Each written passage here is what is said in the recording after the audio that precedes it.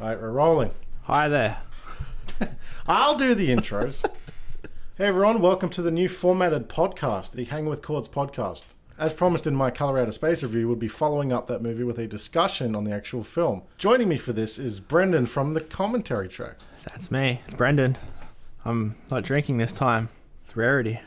The reason why I've got you here for this podcast discussing the Color Out of Space is you are my primary introduction to H.P Lovecraft. Yeah, I'm the Lovecraft fan. Hence why I'm not drinking this time, because it's something interesting to talk about. Whereas Transformers is just get drunk and have fun. So something banging. Yeah, I'll not have fun. Yeah, so you were my introduction to H.P Lovecraft all the way back at film school. But I want to tell the story. In my review, I said that I've never read Lovecraft before. And people were yelling at me going, oh, if you're going to talk about Lovecraft and you haven't read a Lovecraft book, that gives you no right. But technically, I have read Lovecraft. Yeah, because I wrote an audio play in film school. Yeah, it was heavily inspired by the Call of Cthulhu. Yeah, so back in film school, we had a sound assignment where we had to record a radio play that just proves that we could record up to 3 different voices and add sound effects in. Yeah, it's only meant to be 1 minute as well, and I think ours was, if we finished it, would have been 28 minutes. Yeah, because it was all decided I was doing the voices, but you're like, oh, so you're like, radio play? All right, I'm going to go write a H.P Lovecraft adaptation. I was like, all right, cool. That means I don't have to write anything. But then you come back with this 28-page script with 3 characters that I have to voice all of them, but make them all sound different. Even had the Watchmen, that theme from the Watchmen as well. It fit perfectly. Oh, that's something I had to add after the fact. And yeah, I'm sitting in the booth. I'm trying to memorize lines from this 28-page script, voice 3 different characters, as well as I'm trying to pronounce these words from Lovecraft that I've never heard before. I'm like, relay. What the hell's relay? And you're like, oh, it's H.P. Lovecraft. Yeah, it's Lost City. I don't even know how to pronounce it myself. Raleigh. I also wrote it in how Lovecraft used to write as well, how people used to write in the early 1900s. Made it even fucking harder. Yeah, so I'm sitting in this booth, and then we've got a line of all the other students are outside, waiting to record their assignments, and I'm taking my sweet ass time reading this 28-page script, getting yelled at. Hey, what's his name? Orvon was there. But the second act in that was pretty close to the second act of Call of Cthulhu. I didn't take it word for word, but I made it another person was interviewing him instead of the person in the actual story. Right. And I just made subtle differences because, if you interview someone twice, the next time they're not going to remember everything and it's going to be different. So I sort of had that thinking when I was doing it. When I used to actually like writing, I don't do that anymore. So. Yeah, writing's for the birds. And also, you were the big proponent in actually seeing The Color Out of Space, because I had heard about it previously that, Richard Stanley's back making a... Fucking, his house is haunted. That is creepy. Sorry, the office we're in, both the doors to 2 bedrooms just opened at once due to the wind, and it was fucking terrifying. It's H.P. Lovecraft. Yeah, so I'd known about Richard Stanley coming back to make a H.P. Lovecraft movie, but you were the one that wanted to make a big group effort to go see it in the cinema. Yeah, because I'm fucking Lovecraft fiend. I actually hate a lot of people that like Lovecraft because they just, it's a trend for them. Whereas I started off liking it beforehand, and this actually looked like it was going to be accurate to Lovecraft work. So I wanted to see it at the movies. Yeah, I ended up fucking having to download it. It was pretty annoying. I'm gonna have to go buy it now to support Richard Stanley. Yeah. I have to buy 9 copies like Avatar or something. Because the plans changed where we didn't see it on the same day, but me and Dickens went and seen it. Well, we saw it. Yeah, you guys saw it at the movies, so I'm fucking jealous. Dude, it was... Yeah, man, it was an experience, all right. So when I watched it, the day was pretty miserable. It was raining and it was just a bad day. And I put this movie on, it just made it even better because the day was miserable. This horror movie, it was actual horror. Yeah, an actual miserable movie. Yeah. Lighten up your day. Oh, so such a relief actually to watch a movie like that, where there's no jump scares and in your face loud obnoxious sounds and music. Yeah. Because you've received the review I made for it, but it was like, a lot of criticism. No, sorry, a lot of praise for the film as well as the review. Yeah. But obviously, whenever there is criticism, that sticks out because that's what you want. That's the actual feedback you want to read.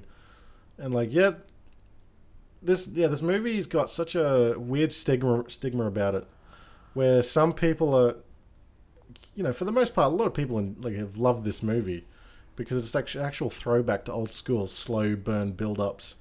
Yeah, and then everything gets nuts at the end. Which is what I love, personally. Same. And yeah, I think... But there's also this other problem where it's an indie movie and people are putting it on a pedestal next to what is expected these days from contemporary horror films. Yeah. I avoid horror because I'm always disappointed. I mean, It Follows is the only other thing I've watched in the last 10 years that I liked. But oh, you triggered someone. Listen to this. It Follows has this weird hatred that follows it, and following it, ironically. Yeah, that I don't get. Like, the only part I didn't like in that movie is where the actual STD grabbed the girl's hair. That's the only part I didn't like in that movie. Oh, you didn't like that? Yeah, so that's the only part where I felt like it would have been better if it didn't do that, because it still feels unknown if it wouldn't have done that. Well, see, I love that moment because it's the cliche in the horror film that no one ever believes her. Yeah. But here's this visible proof, even though you still can't explain it. And it's one of those things that when people see it, you all join this very special club that you can't tell anyone. Yeah, that's sort of bonding. Another thing with that movie and this Color Out of Space, the score in both of them is fucking excellent. Yeah. They both fit in perfectly. That in Color Out of Space, particularly, I don't even know if that's how you say that word. Particularly. Particularly. Yeah, how do you say that word? Particularly. The music fit in perfectly in that because it's all weird and trippy and ethereal, sort of even. It actually felt otherworldly. This score. So. Like, do you think Richard Stanley orchestrated the film to actually be an acid trip? I think he sort of did. It kind of is, because the first hour is not much happens except for some interesting stuff, but then once it kicks in, you start peaking. Because I haven't ever done acid. That's one thing I should do before I die, before the year ends probably, is do acid and watch movies like this. I think I'd appreciate it a lot more. Well, I have. But then I'd link it back to the story, because when I read the story for the first time, when I started reading Lovecraft, I used to really focus on what I was reading, like any book at that time, so I could actually get freaked out by some of his stories. So I think if I did acid, watch the movie, I'd link it back to the first time of reading the story and actually being a bit uneasy and freaked out. Then I'd probably fucking lose my mind. So it might be a bad idea. Well, that was the issue for me. Is I'd made the joke before this to Dick. Is like, oh, imagine if we took acid and watched this, we probably wouldn't be the same person after it. But coming out of the film, we were both so shook, shaken by it. The whole ending from... Well, I guess we can... The point of this discussion is finally we can get into spoilers, because I didn't want to spoil shit. Oh, yeah. So spoiler warnings, you've been warned. I'll even put that in the title of the video. But once the son and mother are hit by that blast of cosmic energy... Yes. And they are fused together like the Thing... That is the moment that, my jaw hit the floor and it stayed down until the movie was over. Because... that was pretty messed. Jess was watching it with me and she was fucking disgusted by that part. But this is where that part's brilliant. It's not... obviously the Thing exists and that does it better because it's all discussing an alien transforming. But the reason why it works so much more effective in this, because that, is such an emotional moment for all the characters. This is a family that's been living in, this hardship. They all don't get along. And the kid's strange. The mother, hates her body, so she's got that stigma. Nicolas Cage doesn't know what's going on. The sister is, potentially behind all of this with her dumb witchcraft. So once they fuse together, it's not oh, gross, creepy monster. It's once you analyze it in a emotional sense, you can't go back from this. And you can't explain it. Your mother and son, they're now fused together. This is who your family is now. There's no... We'll separate them and it'll be fine. It's this is what is going on. Yeah, they're all in it to the end after that. I didn't actually think about that. because you don't know what it means either. Like, yeah. they're fused together, and but also on top of that, the way they reveal it is so brilliant. But then it then knows to instantly pull back on the visual. So when they're hit at first, you don't see them in full. You only see like the mother's face at the start once they've been hit, and then they get them inside and put them on the couch. And then they do that. Then you see that epic like camera movement reveal where you see like the sun is fused to the back, and then you're like, oh my god, that's insane. But then they pull the camera back, and you're just focused on the mother, but all you can see is like the kid's hand behind her, like still moving, and you just hear the son like moaning in pain, and it's like brilliant. They're like holding back on the actual visual. They're not going to be like, oh, let's just see every aspect of it. Let's go into detail. And then Nicolas Cage locks the thing in the attic. Yeah. And it's kept in a shadow for the most of that. That's what happens in the book. I thought it was just a wife or something in the book, but I misread it. It was a son as well. But you never see them or hear about them in the book. You just know he beats them to death eventually. Or you assume he beats them to death. Right. With a bat or a big bar or something. Piece of wood of some sort. Oh, this movie's got Nicolas Cage with a gun. Yeah. Actually, that was one of the complaints about the movie is Nick Cage, but it sort of felt natural to me. I sort of just felt like I grew up in the bush. I knew heaps of families that were just wacko like that. Yeah. This felt like a normal family to me. Like, as I pointed out in my review, every time I watch a Nick Cage movie, I just feel like I step into his bubble. Yeah. And he's just being Nick Cage, doing whatever Nick Cage wants to do in a movie, and I feel like it's like a safari tour where I'm just observing. That's what it feels like Nick Cage movies feel like. That the part where he's watching the news report and they're pretty much saying he's crazy and he thinks UFOs are there. The way he was acting, I remember like younger someone acting like that after they were on TV and they were misrepresented. They're doing like the same sort of shit. Like, I have to remember what that was, but it's like when I was young, year 4, year 3. Someone got misrepresented and I'm annoyed about it. But it was exactly how Nicolas Cage was being in the movie. So that's why that criticism means nothing to me, because I've just seen families like that, like a few of them.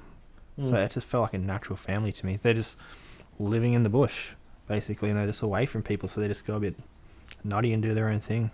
Yeah. Plus, it's one of those tales where it's like Arachnophobia, where Jeff Daniels moves his family to that small country house to be a doctor in a small town, where the kids and the wife are more used to city life. Yeah. And then the shenanigans ensue. The giant, well, not giant, but like the spider invasion, where this is very similar.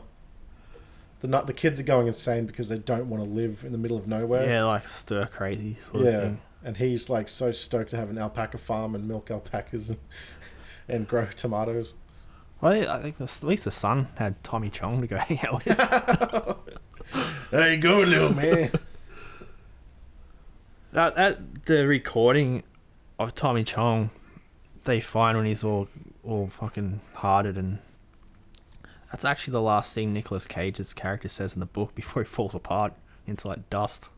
Oh wow. Yeah, that's the thing I note. A lot of the stuff that is different in the movie is just like dialogue switched around here and there, but it's all pretty accurate. Like that, nearly everything's in there. Obviously set in modern times. That's the main difference. Because watching Richard Stanley interviews, he says he's put a lot of himself into the characters. Yeah. Because, which I didn't know. I don't know if you've ever told me like H.P. Lovecraft was like a massive racist, sexist, misogynist. Oh yeah, I wouldn't say like sexist, but he's definitely racist and xenophobic, like straight up. And he's towards the end of his life, he started to see the light, mainly because he married a Jewish woman. And that sort of he started, becoming normal, I guess you'd call it. I don't even know what you'd call it back then, but start accepting other cultures and all that. Yeah. But does the P in H.P. Lovecraft stand for progressive? No. That's one of my notes is about the character Ward is the black dude. It's good that like Richard Stanley's put a black character in there, but hasn't made a big thing out of it. It hasn't forced it like something other movies would do. Yeah. They'd be like, well, we're getting back at Lovecraft. We've got a black main character, but Ward actually felt like he belonged there. So, yeah, because there's that part where the daughter meets that character first, and then he shows up once the meteorite lands to like inspect what's going on and stuff, and he's kind of like, you know, is more familiar with the daughter than the actual family, and the mother catches that. And then the mother is like, he's cute. Oh, you like him, do you? And she's like, what are you talking about? He's like, oh, well, it's why are you dressed like that? And that starts like an inner conflict between the mother and daughter. There's no like, shouldn't be messing around with them types. Yeah. That's exactly what it would have been in a Lovecraft story as well. It would have been like Beastly Man or something like that. Like, oh, that's why she's a Satanist, because she's hanging around with the colours. Yeah. It would have been. Yeah, some of his work's pretty racist. But it's more xenophobic than racist, because he didn't hate them, he was just scared of them. Just like he's scared of seafood. Hence Cthulhu. Like, and although like the cosmic horror is just night terrors, he fucking suffered night terrors like every second night. So he thought something was talking to him, trying to fuck him over. So yeah, that was one of the other interesting parts about listening to Richard Stanley interviews, is how he brings up, is like he clearly knows so much about Lovecraft that he could actually envision talking to him, like like an actual conversation, and be like, yeah, so I'm adapting H.P Lovecraft stories, like love the man's work, absolutely love it, although completely disagree with his like social views on like race and blah blah blah. So he's like that's where we'd have to like our conflicts would meet if we ever met. He'd probably have to write him though. He wouldn't be able to talk to him because he was a recluse. People want to communicate to him. He wrote letters to him, and he wrote letters to people. He'd go for like strolls in the middle of the night, and there's no one around. I just don't think he liked people, really. Something tells me he would talk to Richard Stanley. Yeah. Richard Stanley's a very interesting, weird, fascinating character. I was going to point out as well, like, everything's still unknown. Even though you see things in this movie, like you see creatures and stuff, you don't know what the fuck it is. It's another thing I liked about it. Was in other horror movies, you'll like you find out what it is halfway through. But this one is at the end, you still have no idea what the color is. You just know it's terrifying. You want it to go away. Well, the color doesn't really mean anything. It's just like the meteorite lands and then weird stuff starts going on. Yeah. That's why it's so strange when everyone on the internet's like, well, not everyone, but most people are bringing up like the color itself. They're like, oh, in the book it's meant to be an unknown color, and like it's just pink.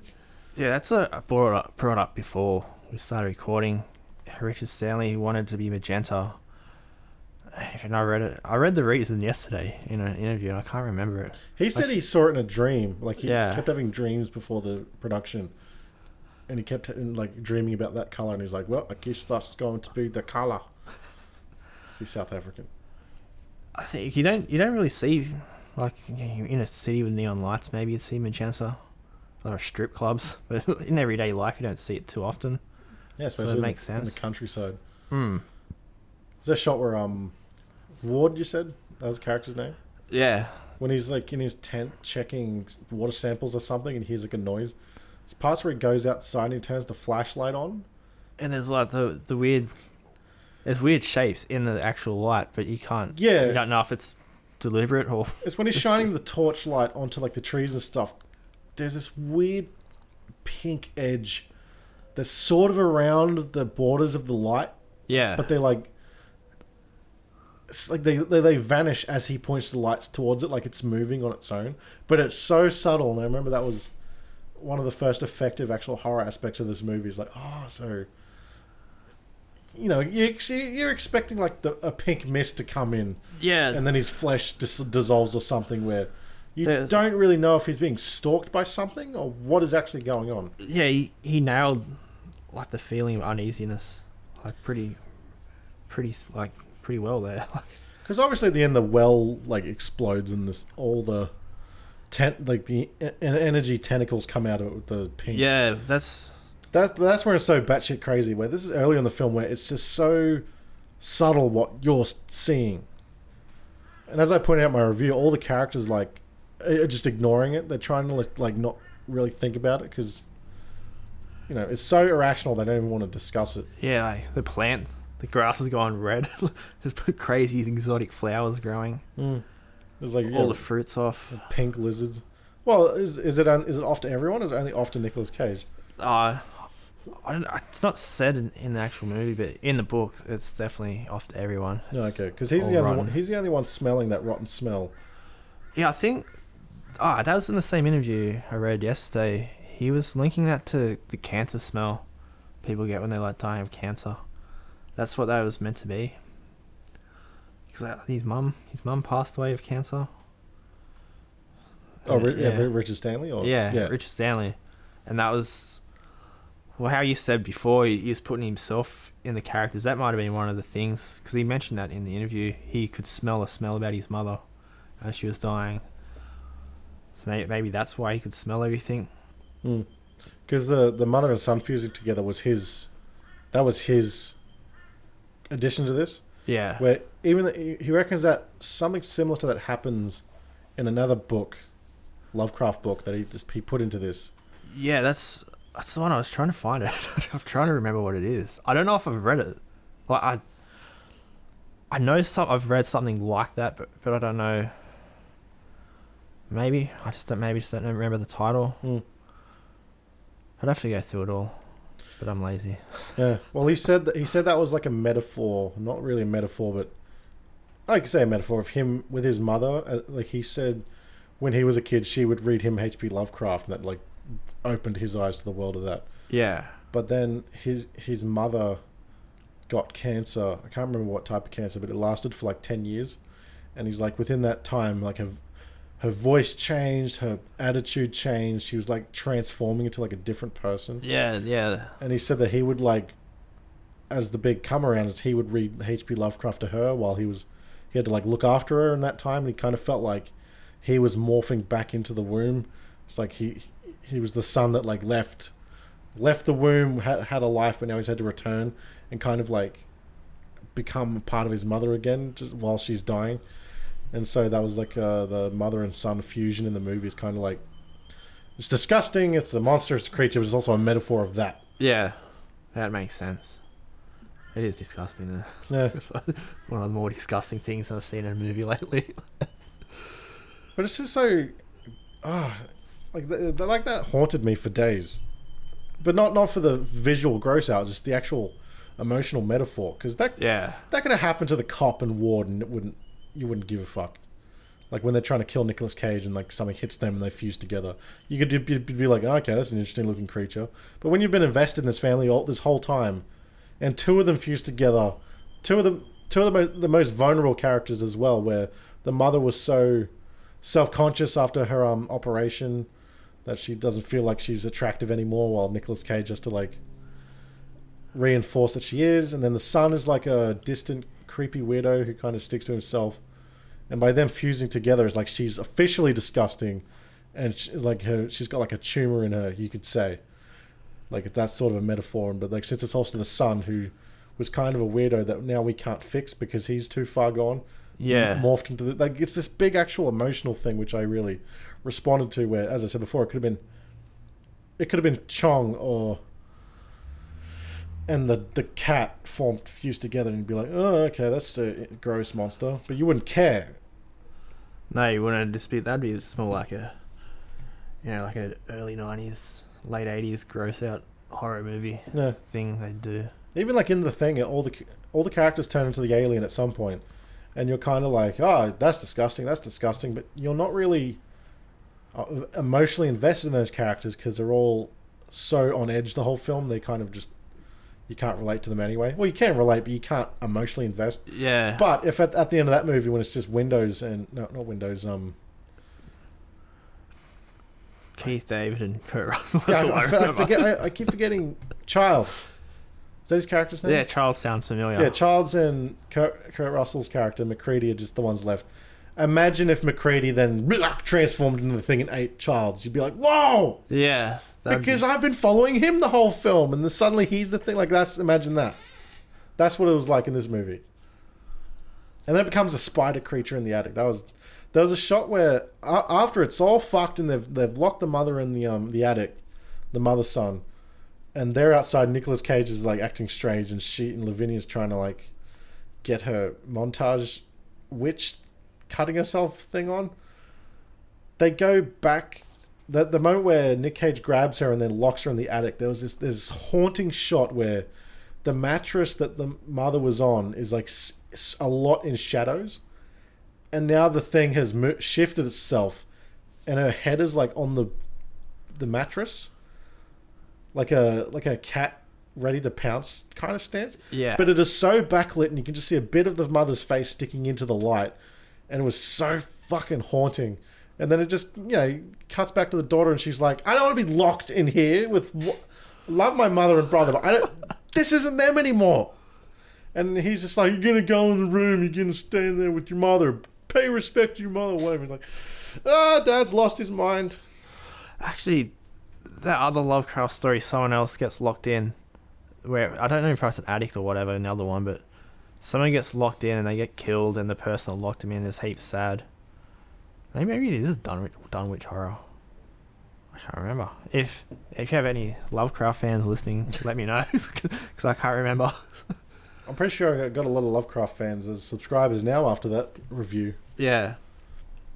Because that's what's following this is Richard Stanley, and every interview I've listened to for the past 2 years leading up to Colour Out of Space, he's constantly batting off Dunwich horror. He's just like, I would love to make the Dunwich horror one day. He even said that Colour Out of Space wouldn't be his first choice. Dunwich horror would be. Yeah.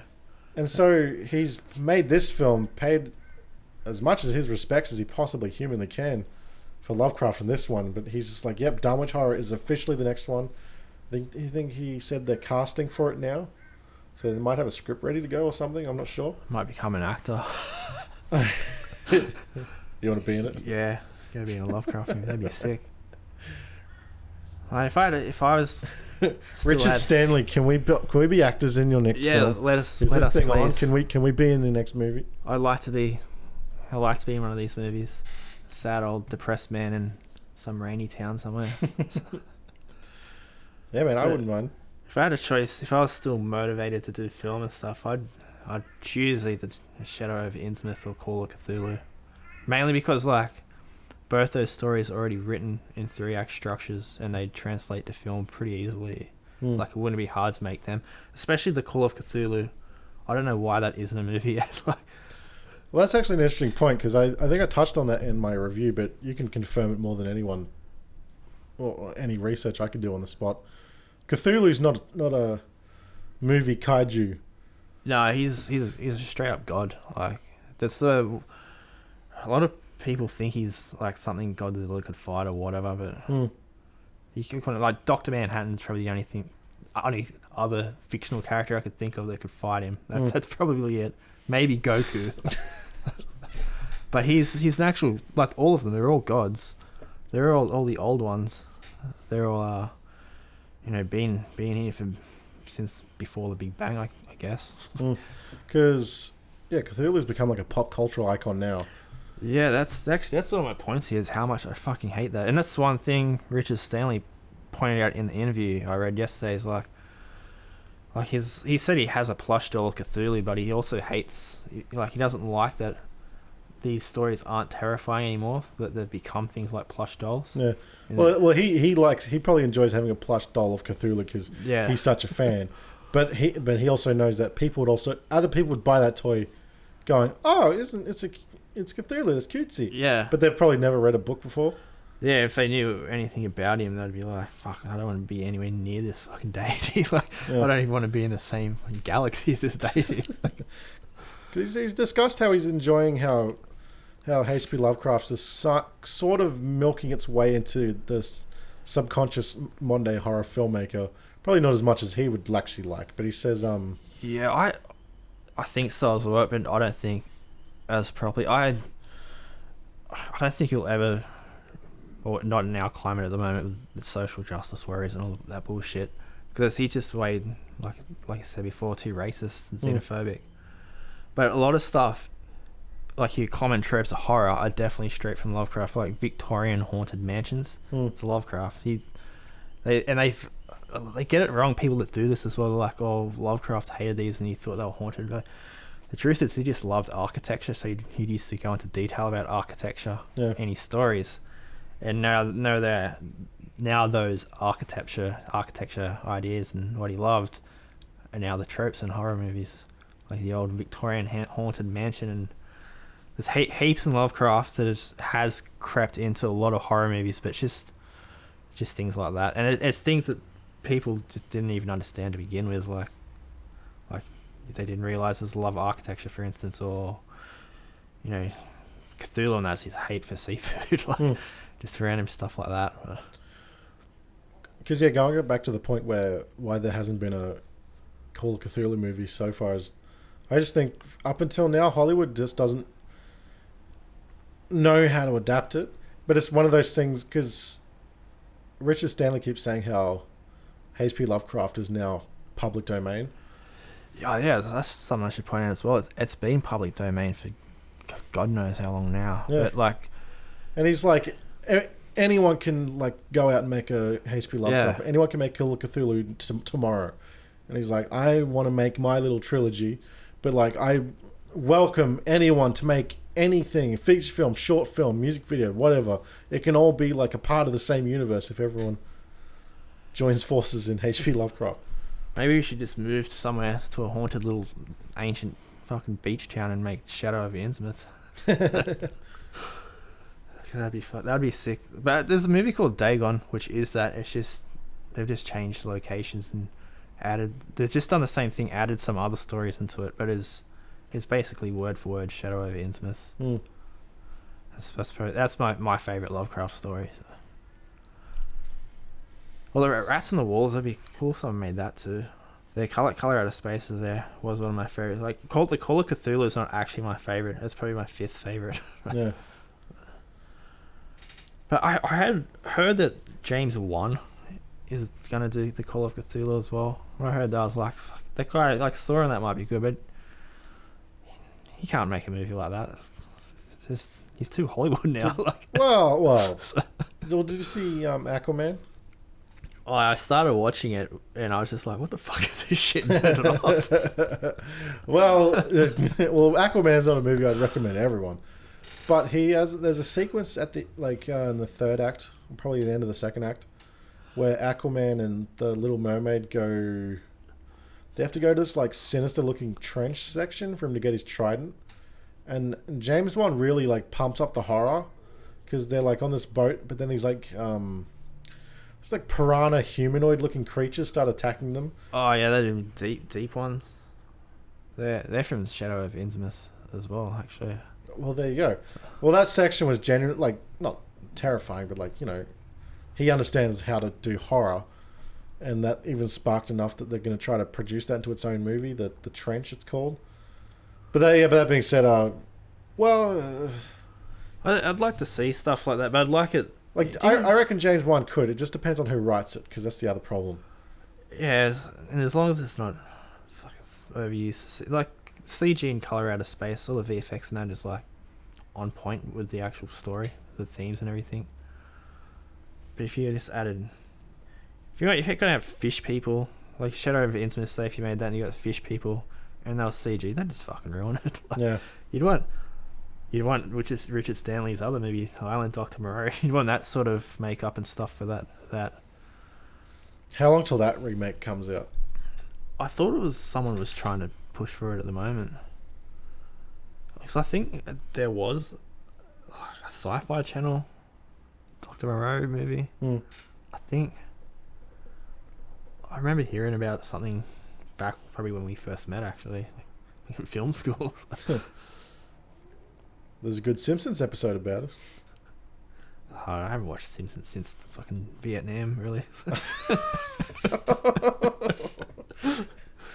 Back in Nam with the log rides, the theme park and the water slide. Yeah, definitely watch Dagon. Need a chance. It's a good Lovecraft movie. It got the the family has gone mad as well, even though they didn't know it, which is fucking perfect Lovecraft as well. So he's like, he's got points there too. I think that's like that's The Shining as well. Is like when you have a character that's affected by this supernatural cosmic influence, it's more terrifying the more they reject it. Yeah. And because that just makes it take them over even more because they're ignoring it.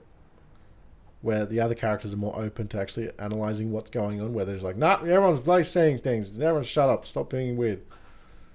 Because I compared Nicolas Cage's character in this to Jack Torrance. Very similar. Nick Cage is just...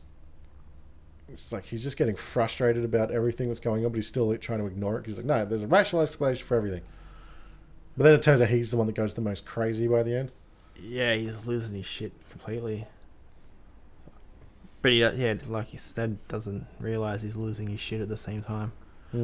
Actually, Shining's like another movie I haven't watched since Vietnam. It was like 4 years old. I watched that last 5 years old or something. It's one of my favourites.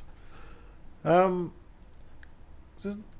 whole showdown of the movie, I really enjoyed because it reminded me of when I was a kid. I'd watch.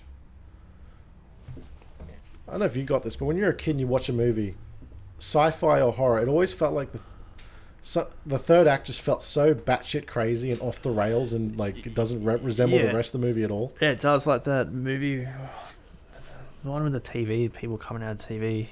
It's like a Spielberg movie, I think. Poltergeist. Yeah, the end of that, it was fucking crazy. I think it's a movie. Well, there's someone trapped in the TV and they have to get him out. Yeah, the daughter. Yeah, I thought that was fucking crazy. The end of that, like. I think when I saw Hellraiser 2 as a kid, it got to the labyrinth dimension, and you're just like, what the fuck's going on? Not a point where, oh, this doesn't make sense, this movie's stupid. It just felt like that, like the movie just went so insane by the end. You're like, wow, what an adventure. This movie sort of felt like that to me, where once most of the characters are dead, and it's just Ward and the sheriff are trying to like see who's left in the house, and it's just Nicolas Cage running around. Yeah. They do this effect where it's like when a video glitches and someone in the video moves, but it leaves this weird like glitch trail. They're like doing that effect a lot during the end, and I was like, that's such an interesting effect because that's like a video glitch. Yeah, that's like the movie is now glitching out. I remember that as well. That was. Oh, you I really liked it. Yeah. I thought your torrent was screwing up. No, not now. The one I got was the actual Blu-ray. Like it's just a ripped Blu-ray. So it must be. It must have been out fucking ages other places. Yeah, well, it's coming to streaming soon. Yeah. It's only just got a release in Australia. So I'll get the actual Blu-ray. I don't know if Richard Stanley gets money from. I'd rather just send him fucking $100 really. It's like. Well, he reckons the movie's already made its money back. Yeah. Due to pre-sales, so $6 million movie that's not big in this day and age at all. Yeah, that's how much you buy the script for. Yeah, that's probably why it's good as well, because like directors, not actors, that are used to Hollywood wouldn't be able to fucking make $6 million. The most of it to finish their movie. They'd be like, I need another 180 or something. Yeah, it felt like a legit old school, low budget horror film. Yeah, with discipline, and it's like obviously the build up to everything going insane is from the book, I'm assuming. Yeah, it's the difference is I think Ward's character is Amy in the book, but he finds who Nicolas Cage is meant to be. He goes to see them, and Nicolas Cage does that speech that Tommy Chong has recorded, and he falls apart. Then he goes back into Arkham or Boston, one of the two, to tell the authorities, and the authorities come back. Then it goes fucking batshit crazy. Then right. Then they like all the animals on the farm get killed, and they all have to take cover, and they ended up. I think in the book they flood in the movie they flood it because they want to make a dam, but they flood it in the book because they don't want the blight to come back basically. No. But yeah, the last line of the book is actually what Ward says in the movie while he's sitting on the dam or sitting by the water. But yeah, it goes that batshit crazy in the book as well. Like, Right. there's a fucking, I think it's a spiral it's described as going into space, and the light is like just fucking destroying everything around it, and they all get scared because all the house inside it starts to get illuminated, and they all start losing their minds and thinking they're gonna die. But I'm pretty sure they all survive. But they, and the years pass, which is, it's pretty standard in Lovecraft, is they all die of madness and shit. And the Ward character is the only one who's still alive, and I think his name's Ami in the book, and someone's in, like, the story is someone interviewing him, and he's recounting the whole story. But Ami's sort of lost his mind a bit too, but he's still alive. Or Ward, Ami Ward, I don't know. Yeah, Wardy. Yeah.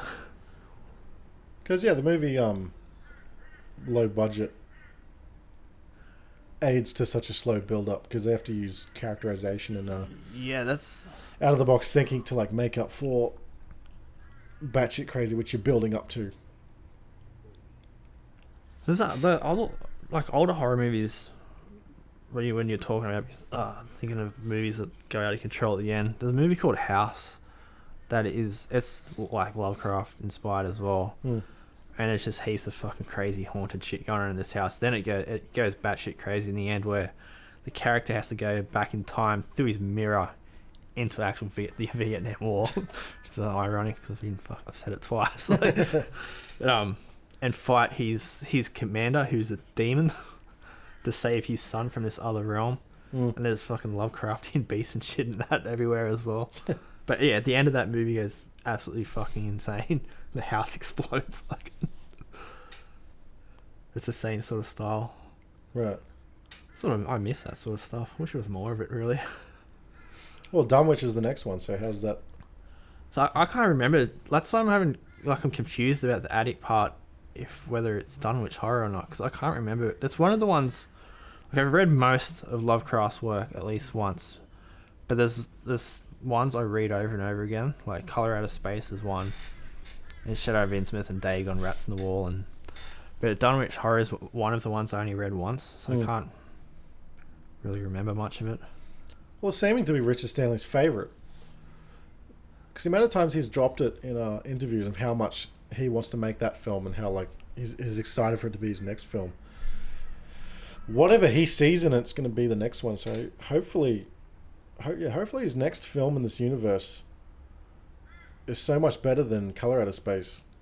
Because like I enjoy Color Out of Space, but if this next one's the one that he's excited to make, then I hope it's like amazing. Because that could go either of two ways, where it's really amazing because it's his favorite, or it's too much his favorite and it turns out being not as good. Yeah. Where Color Out of Space, he had to like do a lot of creative changes to make it the way he wanted to see it. Plus, from what he's talked about, it sounds strange. I might just read it tonight when I go to bed. I normally read before I go to sleep. I could probably finish the whole story in one go. So that thing about Lovecraft as well, a lot of his work is only like 20 to 30 pages long. So that's good. Like, you sit down and finish them in one go. Like Dagon's only like 6 pages long, I think. 5 pages long. There's this other movie. There's the same sort of setting, The Whisper in the Darkness. That story as well. That's the other good Lovecraft movie. The filmmakers made it all. They shot it how it would have been shot in like 1930 when it was written. You should watch that whenever you get a chance. Tell all your fans to watch that. It's a good one. Yeah, watch it. What did you say it was? The Whisper in the Darkness. Whisper in the Darkness. Go watch. Whispers in Darkness. Well, anyway, leave a like, subscribe, and comment. Get your VPN for $5 off with your voucher code of CorderyFX. Are you going to start doing that now you're podcasting? Going to be like, have this tea towel company sponsor you or something and be like, oh, these stripy towels. Oh yeah, well, this is the first proper podcast in the revamp series, where before it was just live streams where I just sit there and 50% of it is me going, can everyone hear me? Is the microphones working? Can anyone hear audio? Where this is an actual pre-recorded format, and we got like actual topics to discuss. We might get sponsors, you don't know. Although I did get constant emails from some new VPN company or something, and they kept sending me these emails going, "Hi, CorderyFX. Oh, sorry, Daniel. We really like your channel. Blah blah. We think you can help." So I like Googled them, and then it's like all these videos talking about how dodgy they are or how pointless they are to work with. And I was like, yeah, not doing that. And I just kept ignoring the emails, but they were so persistent. They keep responding to the email that's going, "Hi, just want to bump this up to the top of your emails again. Love to chat." But the guy, I was sent a video about them. This guy who got an email from them. He was like, "How much are you going to pay me to like sponsor?" And they're like, "Oh, we could like figure out your demographic and stuff." He's like, "No, if you should come to me with your proposal, and I'll agree if I want to do it or not. I'm not giving you my data just so you can." Yeah, it sounds a bit dodgy. And I will sponsor the shit out of a product either I believe in or if they send me free stuff. Like if they send me watches or sunglasses, I'd whore the shit out of that. But although it's probably useful to lots of people, I just don't trust VPN stuff. Yeah. It's good if you want to not get caught downloading shit. But I don't care. I just download shit anyway. Yeah. Because they said something to be like, I don't care. Make better movies and I'll buy them then. Oh, yeah. But they, And then if I do download something like it, like Colorado Space, I'd buy it anyway. So yeah. Yeah, I'm definitely buying it once it's out on Blu-ray. But this company's, PewDiePie is a sponsor, or they sponsor him. They sent me one of his videos of someone else going, "This is what it looks like when our people rep our product," and then there's PewDiePie like going, "Oh, if you want to get VPN, check this out. I don't actually understand how it works, but VPN, what's that about?" I'm like, so even he doesn't know what he's selling. I was like, no, thank you. But like, yeah, if this podcast becomes a thing, a much more successful thing than previous, I'd do sponsorships. If you want to do like in the future more Lovecraft stuff, good person to invite over to do it would be Matt Dickey, because he's a fucking Lovecraft fiend. He probably knows more than I do. Like, that would be amazing. Yeah, because I want to hear him talk about it. Oh, it's brilliant. Now there's like rats and they poop and it's fun.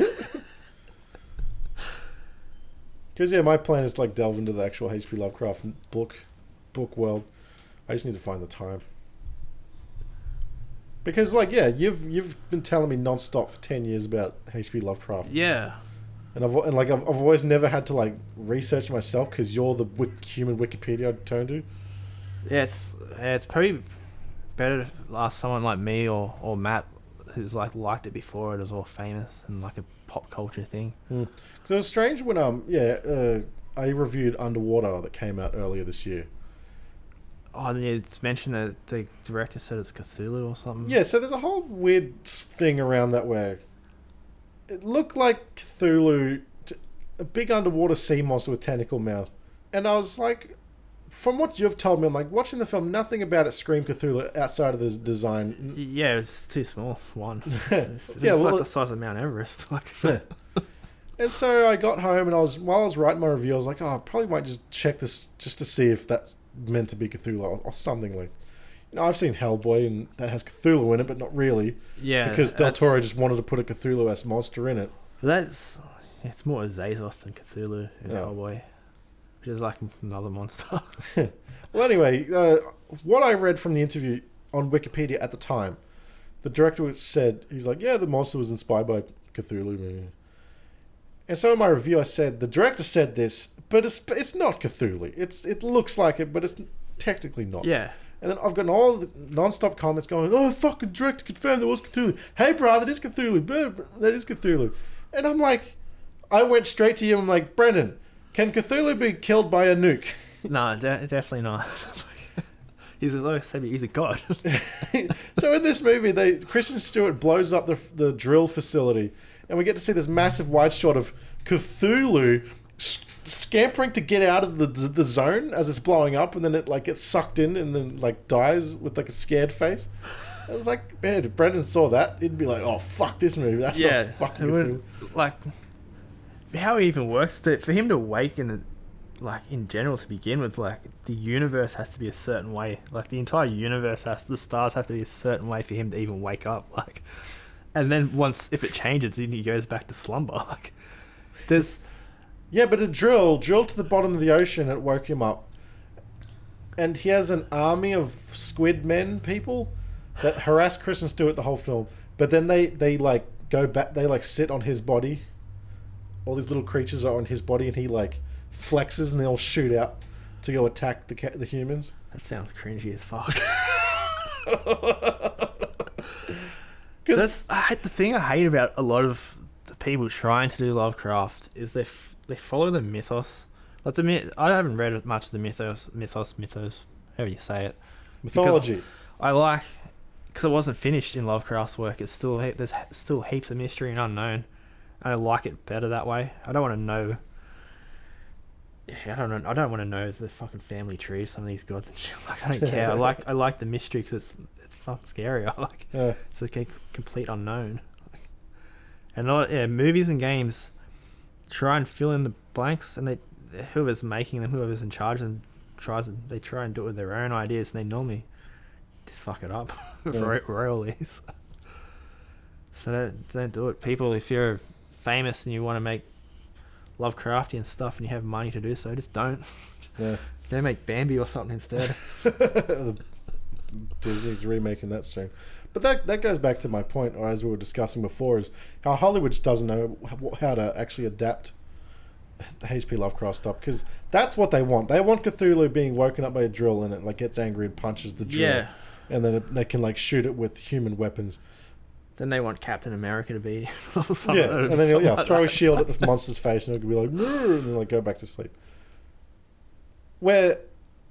Because I even said in my review, and it's so weird how people were like screaming at me even after I said that. I said, if Underwater was a Lovecraft story, what they should have had, once the Cthulhu monster shows up and everyone sees it, they all like lose their mind, and then you can start doing trippy shit underwater, like Christian. Imagine. Well, they should just not even seen it. They should just known it was nearby, then have them like fucking start hallucinating and losing their minds and murdering each other and shit. That's in Lovecraft's world what would have happened. He would have reached out to them in like a dream and given them like nightmares and driven them insane, and they would have murdered each other. Well, my point was you haven't seen the film, but like imagine the imagery of Kristen Stewart walking out into the abyss with a suit on, her scuba suit or scuba astronaut looking suit, and like the rest of the characters that you'd seen dying are like out there without their suits on, and like some kind of like unnerving thing where like, how are they breathing? Yeah. Why are they alive? And then they can start like attacking her. But it's like, but they don't have their scuba suits on. She could not even be there. She could just be in the next room. Like, she could be in a fucking hotel in San Diego. Yeah. Like, suddenly she's like, wakes up and she's on the surface. That's why In the Mouth of Madness is like one of the perfect Lovecraft movies as well, because you have no fucking idea what's going on in Sam Neill's head in that movie. Like, and that's exactly what happens to the characters in his stories. Yeah. Maybe like the Sutter Kane says the world is blue now or something. Everything goes blue. He starts screaming on the bus. Like, yeah. So it's unfortunate for pop culture is that Cthulhu is not what they want him to be. I think the Pennywise clown is like the best reincarnation of what Cthulhu could be for a modern audience. Well, I think there's a guy I watch on YouTube, Ideas of Ice and Fire, and he speaks about Dune, Game of Thrones, and a heap of Cthulhu stuff, like Lovecraft stuff as well. And I think it was him who mentioned that Stephen King had a Lovecraftian sort of some backstory for it. Like he was an actual cosmic horror that he landed on Earth long before people lived there and all that. It wakes up every 20-something years. Yeah, like the whole town is he's designed so he can feed or something. Yeah. So that is pretty Lovecraftian. But Stephen King, Lovecraft is his main influence, inspiration. But Pennywise is also a physical monster that you can like kill. Yeah. Where Cthulhu's more. Yeah, Cthulhu, like I said, supernatural in your mind thing. Mr. Manhattan maybe just will him out of existence, or if Goku could withstand going mad, he could just throw him into another universe. Like, they're the only two people I just imagine Cthulhu making all the Dragon Ball Z characters insane, and Goku just doesn't get it. It's like, big tentacle monsters, very scary, huh? That could work because Goku's that sort of person who probably wouldn't get that he's going insane. Well, he's like naive. He's too naive to like. Then in the book we'll look through, the Norwegian sailors ram him with their boat. It doesn't kill him or anything, but it just makes him go away. And then they all go mad. They're all dead except for one of them, I think, before they even get back to shore. Then in that story, the person investigating all this at the end of the story goes mad. He's just fucking. You just kind of like once you connected to him, the madness creeps in. Yeah, I just bought Event Horizon on Blu-ray. Yeah, I'd love to see that fucking. That's the lost footage from that. So like a blood orgy and gore. Oh yeah, from the Event Horizon crew when they. Yeah. I hope it's somewhere. It's in the making of. Yeah. There's bits of it in the making of where you can see them like actually banging each other. It's fucking. I hope someone somewhere is just like, fuck it, I'm just gonna keep this footage just for the hell of it, and one day it just gets released somehow. So apparently, there's some of them are Paul W.S. Anderson's friends, director friends. He's like, oh, do you reckon you could come over and be in my film? You have to get naked and bang on a spaceship. He went on to make Resident Evil. Or that Alien vs Predator. Yeah. I thought the premise of that was actually alright, but it's just, it was just written better. Are we getting to Event Horizon now? No, like Alien vs Predator, like the pyramid under the Arctic or Antarctic. If they just that was a cool setting. They just needed better characters and shit. That was slapped together based on the success of Freddy vs Jason. So oh really? They didn't have a lot of prep time, but like Paul W.S. Anderson, like he's like an ideas man, but he just. There's just like this bland sort of approach he has. Yeah. Like, I think Event Horizon is his best movie, and it's got some really good themes in it. But it's also fucking trapped in the 2000s when it was made. It's got like this dumb techno music. There's like one of his characters, the guy who's like patching up the ship on the outside. It's like wisecracking black man. He's just like woo. And everyone he survives that dude, doesn't he? Yeah. When everyone's ripping themselves apart and the horrors on the spaceship, he like turns his air tank on to fly back to the ship, and he's like, "I'm coming to get you, motherfucker," and just sucks you straight out of the. It's like my biggest problem with Underwater was T.J. Miller's character, just out of place humor in this serious situation. It's like that fucking. There's this show called Frontier with Jason Momoa in it, and it's set in northern USA back when they're settling, and they're having to deal with Indians and stuff, and they're trying to be diplomatic and not fight each other. Fucking Jason Momoa says in one line, "Cool story, bro." They're like, "What the fuck? You just ruined this entire show." Because we were a fair bit into it, and then we were like, "This show's actually pretty good." Then he says that, and it's like, no.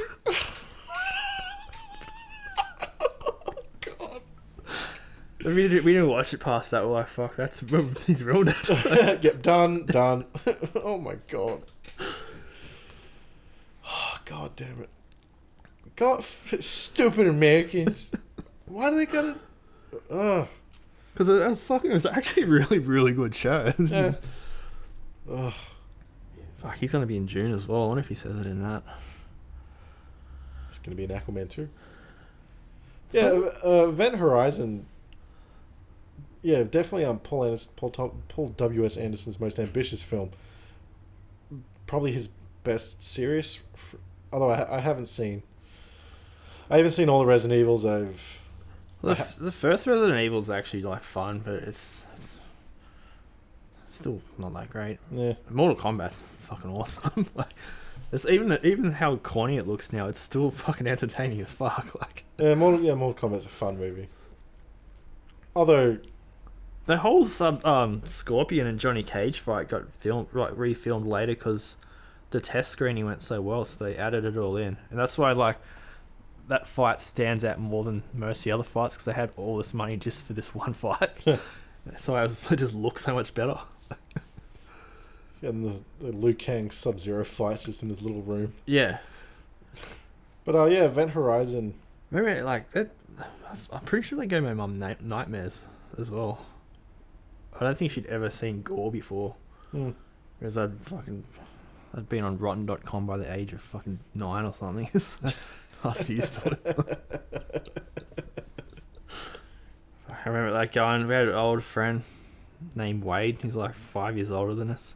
He invited us over and he's like, oh, look at this. And he took us to this website just full of fucking dead bodies. When I was a kid, my brothers, there was this videotape called Executions that somehow they got a copy of. I think I know what you're talking about, because that you could get that at Video Easy when I was younger, but it was like in the porn section. Like, yeah, somehow they got the videotape and they like showed it to me, so I know what a human being getting shot in the face looks like at such an unfair young age. It didn't freak me out or anything, but it's one of those things where it makes you grow up really fast when you're young. It's like when finding out Santa Claus isn't real. It makes you grow up faster. Yeah, because I think I was in year 4 or 5. Probably 10 actually, not 9, because I was still in Link's Drive when I was 9. But I saw that and porn for the first time, and I was 2 weeks later I was basically a young adult. It's kind of weird when you see real violence, because with movies you're so used to the over the top, someone shoots you, blood sprays everywhere, and it all goes dramatic. Where someone gets shot in real life, they just like squirt out the hole and that's it. Really. Yeah, it's like anticlimactic, but it's even more messed up when you know that that's real. It's crazy when you like got into a fight for the first time and like you throw punches and you get hit, but there's no sound. There's no sound at all, really. Yeah, there's no instant knockouts either. Yeah. There's no John Wayne roundhouse punches. Yeah, the people that try to do that just wrestling and swearing and a lot of breaking pushing. Other stuff. I know, like in school, people like they just keep pushing. You hit me, no, you hit me first, and they just keep pushing each other. Then they walk away and they be like, "I won." Yeah, pussy didn't do it. There goes the ghost doors again. Oh, we'll be going for an hour. I'll probably just wrap this up. Oh yeah. I don't really got anything else about Color Out of Space to discuss, although I just don't. I guess I can see the unappeal of Nick Cage, but I really enjoyed his performance in the film. Yeah, he's not. It's like he's not a bad actor. He's just a committed actor, but he could commit in a bad direction. Yeah, you could say. But I haven't. Even movies where he's just over the top, I haven't really disliked him. But this is the strange thing. Everyone keeps comparing this to Mandy, which is so. They couldn't be different. Any different movies. Yeah, Mandy is a fucking drug trip. But I would argue that even though I'm not saying his performance in Mandy is bad, but that's the movie where I say that's key. That's like key Nicolas Cage acting weird. Yeah. Because every scene was like a different Nicolas Cage movie. It was yeah. Once he does the drugs in that movie, he's just fucking. That's all the weirds after that. Everything else beforehand is just. It's like what I said before. It's just like seems like a normal person to me. Like people I've met growing up have acted the same. Like it's fucking people are just dumb. People need better attention spans, bigger attention spans. Yeah, actually, I had that. That was one thing before I finish. I read a few reviews and it's obvious like the people who are giving it bad reviews are the sort of people that just want fucking Avengers spoon-fed to them sort of thing. Like, yeah, this is one of the unfortunate things about modern horror is that everyone's been so conditioned by jump scares now that something scary has to be happening every 10 minutes. Yeah. Where people can't sit still anymore. Well, they just can't open their mind to the idea of something scary anymore. It now has to be just bleh, something just has to happen. Where I'm like, the whole build-up in this film, like, that's my biggest point about the mother and son fusing together. The scariest part is the emotion of it, not the physical monster itself. Because I gave you, like, 2 different examples of other characters that can fuse together, and you would not give a shit. Yeah. But when you've seen, like, this traumatic mother and this, like, obviously, the little... Anyone's, like, younger brother or son being in a compromising situation is horrific. And this is when it's happened them together. That's what makes it shocking. But, like... And that's why Color Out of Space isn't so many things happen without proper setups. Really, it's like once the asteroid lands, weird pink shit just starts beginning and happening. Yeah. But that means it. But that's not. Oh, that it's like a Michael Bay movie where he just gets to come up with all these dumb ideas, just shoving at once. It's like this, as you've said outside of this recording, that the asteroid was like terraforming the location. Yeah, the idea is because this is the mythos side, though. I'm pretty sure is it's trying to terraform it for the Shoggoths to arrive to fight Cthulhu and the old ones. I think is the mythos side. That's something you'd have to ask Matt Dickey about because I'm pretty sure he knows all that side as well as Lovecraft's. Right. But I think that's, yeah. But you get the impression it's doing the same thing in the book, but you just don't find out what for. So. But that's what adds to the outside of the box thinking of the unknown. Yeah. Is that it's not doing anything personal to the characters. They're just trapped in it. They're just being affected by this asteroid doing something completely unrelated to them. They're just a part of it. Yeah, you're just watching what plays out with those. Yeah, and so when people are like, oh, it's got terrible CGI animals in it, I'm like, that's not the point. The point is the environment's changing. And that's one of the things I don't like is how people, although it's probably fine when you can put this movie right next to a bigger budget horror film and just compare them.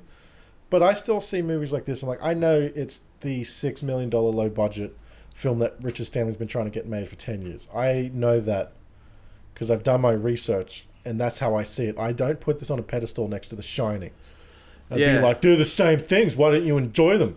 Because people that know how good The Shining is will go watch this and be like, it's fucking boring. It's trapped in a stupid farm. Nothing happens for the whole thing. They're like, the ending sort of a mile away. Then you get people like me just like the slow burn. Who'd rather slow burn. Well, slow burns are good and bad. Slow burns are garbage when you don't like the characters.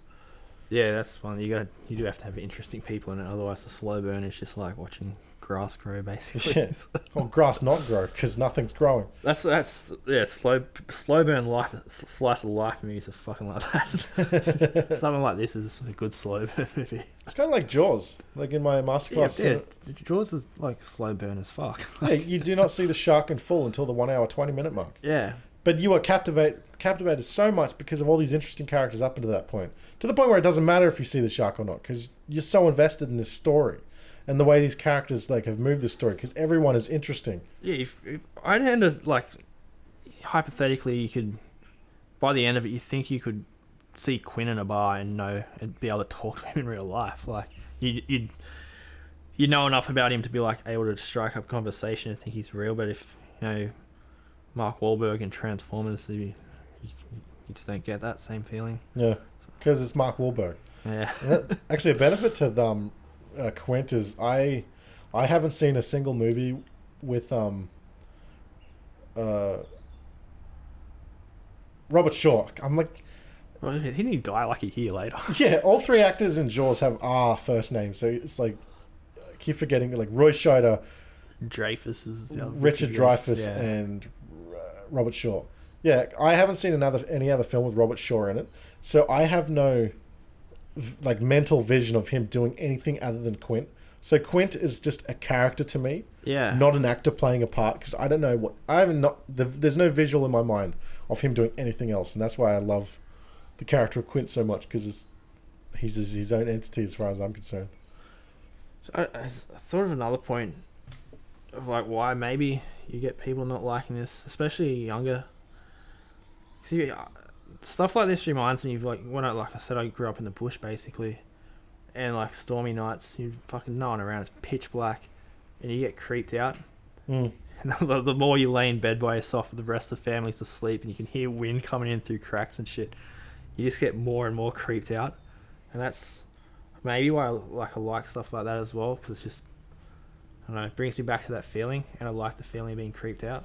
Yeah. Well, this movie plays with isolation. Yeah. Because all the characters have just moved to the countryside, so this is not their way of life. And with like younger people now with the you got motherfucking phones and shit. Like, if the wind's annoying, they'll just get on YouTube and watch, I don't know, Cats or something. Like, there's always a distraction from that stuff, so they don't, I don't know, I think maybe they don't know what fear is in a way, I guess. Yeah, they know something bursting out of the shadows is scary. Yeah. They know that black eyelids with yellow eyes is scary. They don't know...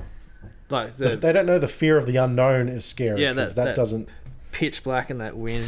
You think your brain, when you're like young, you think you're hearing the voices in the wind. No.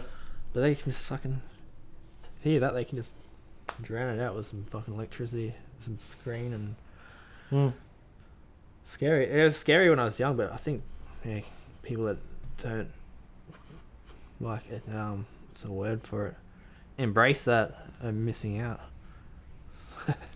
I think it's things like that actually create creativity in a way. Being scared of things or whatever.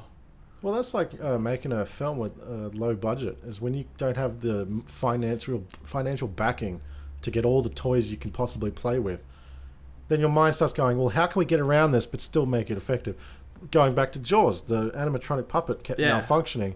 So they're like, shit, we've like storyboarded and scripted all these sequences to have the shark specifically doing stuff that you see. And when the animatronic doesn't actually do that, what's the get around? So it's like, oh, we can do stuff with the point of view of the shark. We can do stuff with the barrels that Quint shoots into them. We'll just show those. We can just he'll hook them on a track link to a boat and they move. You know the shark's there. And like all this stuff that later in the fact everyone be like, oh, Jaws is brilliant for less is more. Yeah. The fear of the unknown was brilliant. Where in pre-production they literally had like you're going to see the shark devour Chrissy in the opening scene. The shark didn't work. Yeah, just... So it was all psychological. It works out better that way anyway. I know. And now you have the Meg, where you can just show this 1 million meter shark doing fucking anything. Yeah, I finally watched that the other night. It was entertaining. I probably won't remember any of it. It's like... So I've seen clips that I had to do for research for my Jaws video. And the way the two Megs die in it are so dumb. Like Jason Statham stabs the biggest Meg in the eye with a poison thing, but the thing, he's attached to his head and it dives out of the water. Its whole body goes out of the water, then dies, and then like falls back. And it's like a shark can't dive that far out of the water, especially if it's that fucking size. There's like that documented shark that's the biggest great white on the planet. It was like a pregnant female. That thing wasn't darting around the ocean at 1 million miles per nanosecond. Yeah, that was pretty high. But Mako Sharks can do it though. They're built for that. But they're like I said, they're built for that, so that's why they can do that. Mako Sharks were what they used for Deep Blue Sea. Yeah. Well, great whites still like they attack from the bottom, so they will like. Yeah, they can dive out of the air, but when they're. But when they're the size Olympic flips and shit. Yeah, but when a shark is the actual size of like an aircraft carrier, it Yeah, just doesn't work that way. I don't think that's possible at all. No, it's like one of the ways the other megalodon dies. It's like a hook or some sharp spike, and the shark swims above it, and it just cuts the whole shark in half from underneath. It's like, what? It's like, why don't they just have... I was going to be a Sarah joke, but I don't want to say it just in case I get in trouble. Ruby Rose is the shark. Ruby Rose is Batwoman. I don't know why people don't like her. I actually like her, but heaps of people don't like her. I don't know why. I don't know enough about her. I got no... Which is funny, because I don't like a lot of people, but I like her.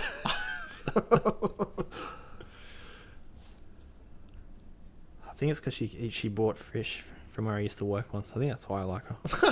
Oh, so that's why you like U-Ball? Her partner at the time. So that whatever Veronica she was dating. Is that why you like U-Ball? I just like U-Ball because fucking how he treats people. U-Ball should actually do Lovecraft. Oh my god. I can't even picture that. Alright, I reckon we should wrap this up. An hour 16. Yeah, it's pretty good. Yeah. It wasn't that much dead air that I was predicting. Yeah. I had a mind blank for like a second, and I just fucking looked at that and because I had notes prepared this time. I even wrote how I discovered Lovecraft.